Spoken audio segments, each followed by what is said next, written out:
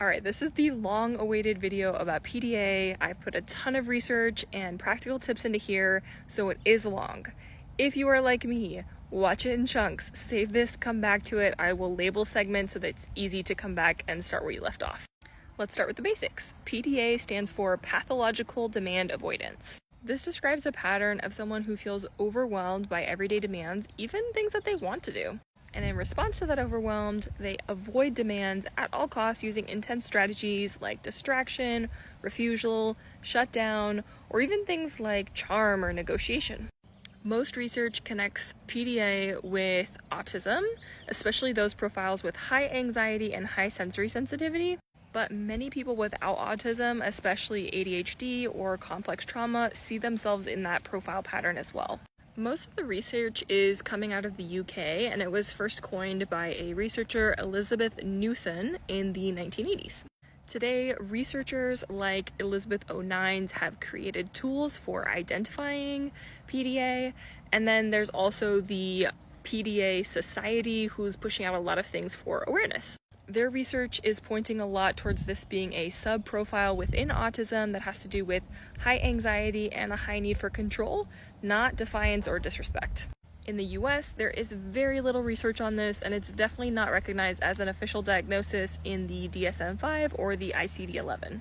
So before we get into the controversy, I think it's important to stop and ask, what does PDA actually feel like to the person experiencing it?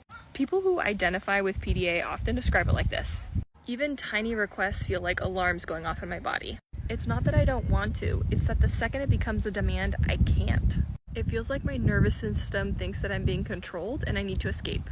It's like I have to protect my freedom to feel safe, even from myself. So hopefully this gives you an idea that the person is not experiencing it or intending it to be oppositional, manipulative, or lazy. It's actually a survival level response to feeling like they're losing control.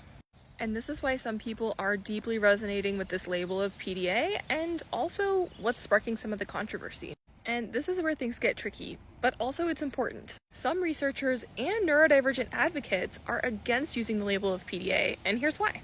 It may pathologize autonomy and emotional distress, especially in kids with trauma.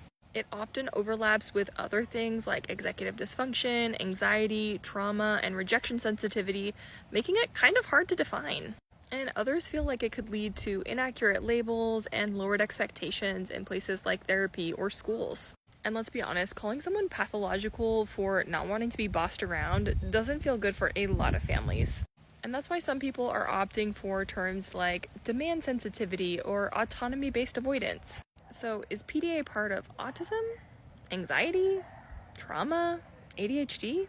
What we know with the limited research we have now is that it often shows up in autistic people with high anxiety and or sensory overload. But ADHDers show a similar behavior or profile when task initiation breaks down, or when external control triggers rejection sensitivity. And trauma survivors can respond to demands as threats as well, especially if compliance used to mean danger or powerlessness. So instead of asking, is this PDA, a better question might be, what's happening in this person's nervous system when demands show up? We don't need a perfect label in order to respond with compassion and find good strategies that actually work. Here's what to do when demand sensitivity and avoidance shows up. Lower the pressure. Even well-meaning urgency can feel like a threat. Offer choice or use playful language. Co-regulate first. If they're in shutdown or panic, no amount of logic is going to help. And my favorite, build autonomy. In reality, the goal isn't compliance, it's collaboration. Alright, this is a big, complicated topic. And even if the diagnosis is still being debated, the behaviors and the experience is very real. And real humans need real strategies. If you've made it this far, you're already doing the work. So save this for later so you can come back and look at it, tag someone else who's dealing with demand avoidance, whether it's in themselves, their child, or their student. Gentle reminder that different brains need different strategies, and if you're looking for unique strategies for executive functioning, be sure to follow.